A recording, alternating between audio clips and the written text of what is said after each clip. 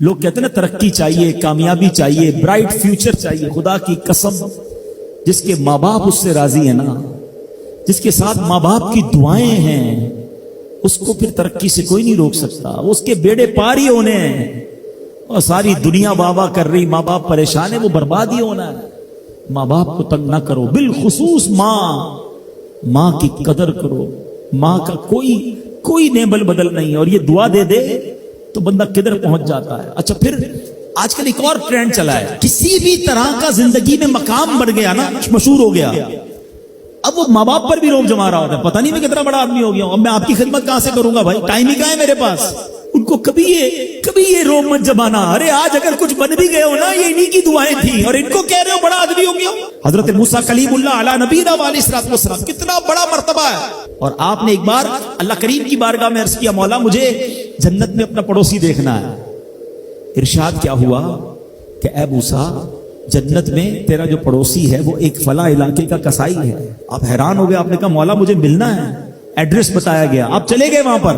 ایک نوجوان نے دروازہ کھولا، آپ اندر گئے. گھر میں گئے تو دو بوڑھے ماں باپ، بوڑھی شخصیات تھی.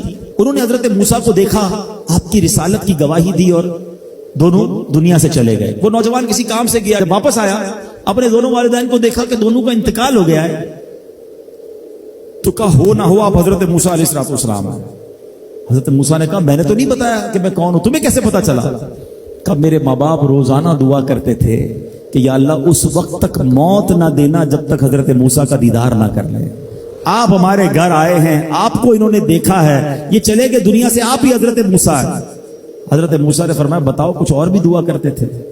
کہا ہاں، میں اپنے بوڑھے ماں باپ کیونکہ چبا نہیں سکتے تھے، روز ان کو دیوالے چبا چبا کر کھلاتا تھا، اور جب بھی کھانا کھلاتا تھا نا، میری ماں دعا کرتی تھی یا اللہ میرے بیٹے کو جنت میں موسیٰ کا پڑوسی بنا دینا. حضرت موسیٰ کہتے بیٹا تیری ماں کی دعا قبول ہو گئی ہے، تو ہی جنت میں میرا پڑوسی ہے. یہ ہے ماں کی دعا، اور یہ وہ دعا ہے جو بن مانگے مل رہی ہے، جو ماں کے دل سے نکل رہی ہے. آؤ میں بتاؤں کچھ بڑے آدمی، واقعی جس کو کہتے ہیں بڑا آدمی کون ہوتا ہے. امام اعظم ابو حنیفہ رضی اللہ تعالیٰ سے بڑا تو کوئی نہیں نا، کتنے بڑے وقت کے امام ہیں. مگر آپ کی والدہ ایک مسجد کے امام صاحب سے انسپائر تھی، مقرر تھے، وہ اچھے بیان کرتے تھے. تو آپ کو وہ کہتی کہ جاؤ وہ امام صاحب سے مسئلہ پوچھ کے آؤ. خود مفتی اعظم ہیں، امام ہیں کروڑوں حنفیوں کے. ماں کو یہ نہیں کہا کہ ماں پتہ نہیں میں کتنا بڑا مفتی ہوں، تم مجھے مسجد کے امام کے پاس بھیج رہی ہو. آج تو یہ ڈائریکٹ جواب دے دیتے ہیں نا، مجھے پتہ نہیں میں کون ہوں، مجھ سے بحث کر رہی ہو، اتنی کتابیں پڑھی ماں، تم نے تو پڑھا ہی کچھ نہیں. ابو جان آپ کو دنیا کا کیا پتا، مجھے پتا ہے. سنو امام اعظم، یہ ایسے نہیں بنتے بڑے لوگ. ماں کو کہتے ٹھیک ہے ماں، مسجد کے امام کے پاس جاتے، اس مقرر کے پاس جاتے. وہ کہتا حضور آپ مجھ سے مسئلہ پوچھنے آئے، آپ دنیا کو مسئلے بتاتے ہیں. کہ کیا کروں، ماں نے بھیجا ہے. کہ حضور جو آپ بتا رہے ہیں مجھے آپ ہی مسئلے کا جواب بتا دیں، وہی میری طرف سے ماں کو بھی بتا دیں. ایک بار ماں نے کہا کہ میں خود جا کر پوچھوں گی، پھر بھی امام اعظم نے منع نہیں کیا. اچھا کئی میل کا سفر تھا. امام ابو یوسف کہتے ہیں ہم نے خود دیکھا کوفہ کی گلیوں میں کہ امام اعظم اس خچر یا اس سواری کے لگام تھامے ہوئے ہیں، ماں اس پر سوار ہے اور وہ بازار میں اسے لے کے جا رہے ہیں. ماں کو یہ نہیں کہا کہ ماں تم مجھے تکلیف دے رہی ہو، وہ میرا شاگردوں کا بھی شاگرد ہے، اس کو کیا پتا جو مجھے پتا ہے. اللہ اکبر. ماں جاتی ہیں، مسئلہ پوچھتی ہیں، واپس آتی ہیں، امام اعظم ماں کو کچھ نہیں کہتے. یہ ہوتا ہے ماں کی فرما برداری. آج دیکھو دنیا ان کے گن گا رہی ہے. سیدنا بایزید بستامی رضی اللہ تعالیٰ عنہ، کتنا بڑا نام ہے، اولیاء کے سردار ہیں. دیکھو ماں کی خدمت کیسی کرتے تھے. آپ کی والدہ نے سردیوں کی رات تھی، سخت سردی کی رات، آپ سے پانی مانگا.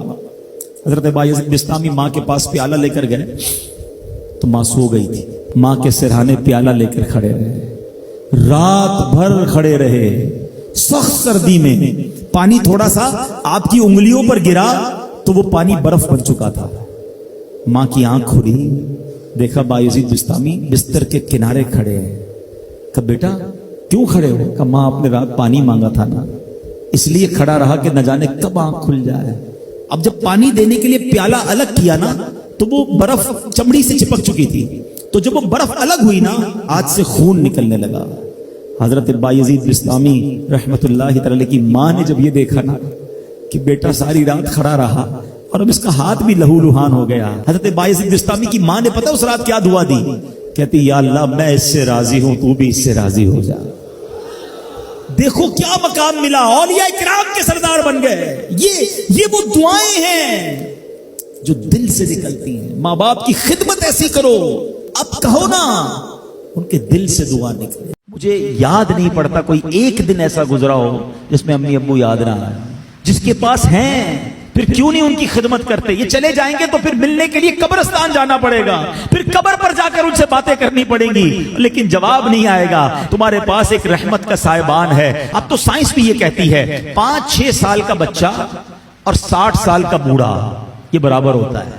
یہ زندگی کا ایک سرکل ہے، بچپن سے شروع ہوتا ہے، جوانی میں جاتا ہے، اور پھر وہاں سے 40 کے بعد عمر ڈھلنا شروع ہوتی ہے، اور بچہ جس طرح 6 سال کا ہوتا ہے نا، نارملی 60 سال 65 سال کا بندہ اسی طرح کا ہو جاتا ہے۔ اب مجھے ایک بات کا جواب دیجئے، 5 یا 6 سال کا بچہ آپ کے گھر میں ہو اور وہ کوئی سوال آپ سے بار بار کرے، آپ ناراض ہوتے ہیں؟ کیونکہ ہمیں یہ سمجھ آ گئی ہے کہ ابھی 6 سال کا ہے، اس کا انڈرسٹینڈنگ لیول کم ہے، اس کی لسننگ پاور کم ہے، اس کے دماغ میں ابھی اتنی وسعت نہیں ہے، بچہ ہے اس لیے ضد کر رہا ہے۔ جس دن آپ یہ سمجھ گئے کہ 60 سال کے بعد تقریباً کم و بیش سننا مشکل ہو جاتا ہے، سمجھنا مشکل ہو جاتا ہے، ضد آ جاتی ہے، فرمائشیں شروع ہو جاتی ہیں، اب آپ اس کو انجوائے کریں، اب اس میں چڑچڑاپن نہ لائیں کہ کیا امی روز بار بار ایک ہی بات کرتی ہو، تمہیں سمجھ تو کچھ آتا نہیں، ابو آپ کو سنائی نہیں دیتا۔ اللہ اکبر، تم ان سے اس طرح بات کر رہے ہو جنہوں نے تمہیں پال پوس کر بڑا کیا۔ اللہ کی قسم اب خدمت کا موقع آیا ہے۔ حقیقت کی بات بتاؤں، خوش نصیب ہے وہ اولاد جس کو ماں باپ بڑھاپے میں ملے۔ ارے کئی ایسے ہیں جو ماں باپ کو بڑھاپے سے پہلے ہی کھو بیٹھے ہیں، اور خوش نصیب ہے وہ اولاد جس کو ماں باپ نے خدمت کا موقع دیا۔ ہاں، کئی ماں باپ تو ایسے ہیں جو بچوں کی خدمت کرتے کرتے ہی خود دنیا سے چلے۔ اگر تمہیں آج خدمت کا موقع ملا ہے نا، یاد کرو میں بھی تو بستر گندا کرتا تھا، میں بھی تو راتیں ان کی تنگ کرتا تھا۔ اگر میرے ماں باپ بچپن میں یہ فیصلہ کر لیتے کہ میں اس بچے کو کیسے سنبھالوں تو میں تو بے لباس رہ جاتا، کپڑے انہوں نے پہنائے۔ اگر مجھے وہ چھوڑ دیتے تو میری تعلیم کا کیا ہوتا، میری پرورش کا کیا ہوتا؟ مجھے آج جو بھی ہوں میں دنیا میں، اپنا ذہن بنا لو میرے پیارے اسلامی بھائیوں، خدا کی قسم اگر آج تمہارے پاس شرافت ہے، عزت ہے، دولت ہے، دنیا میں جو کچھ ہے وہ سب کچھ ہمارے ماں باپ کی برکتوں سے ہے۔ ہم کچھ بھی نہ ہوتے اگر ماں باپ ہمارا ہاتھ نہ پکڑتے ہیں، اور آج بوڑھے ماں باپ بوجھ لگتے ہیں، آج ان کی بیماری بری لگتی ہے۔ آج ماں باپ کو بچہ کہہ رہا ہے میں رات کو دوائی نہیں دلاتا، صبح لے جاؤں گا، اسی بچے کو آدھی رات کو اس کا دوست فون کرے یار میری موٹر سائیکل خراب ہو گئی ہے، پریشان ہو گیا ہوں۔ ارے تیرے لیے جان حاضر، ابھی آتا ہوں۔ دوست کے لیے ٹائم ہے تمہارے پاس، ماں باپ کے لیے ٹائم نہیں ہے۔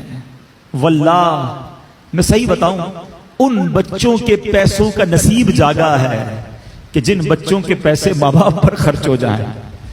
لوگ بچے یہ بھی کہہ رہے ہوتے ماں باپ کو کہ یہ میرے ہیں، میں آپ کو کیوں دوں، میں نے کمائے، تف ہے۔ یہ کوئی باتیں کرنے والی باپ سے؟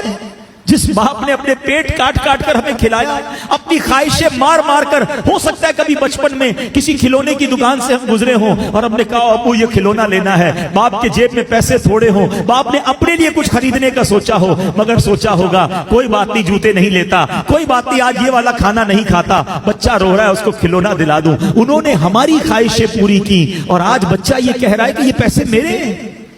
یقین کرو تمہارے پیسوں کا نصیب جاگا ہے اگر کسی طرح تمہارے ماں باپ پر تمہارے پیسے خرچ ہو جائیں۔ اس سے اچھا میرے پیسوں کا اس سے اچھا مصرف کیا ہے کہ یہ پیسہ ماں باپ کی خدمت میں خرچ ہو جائے۔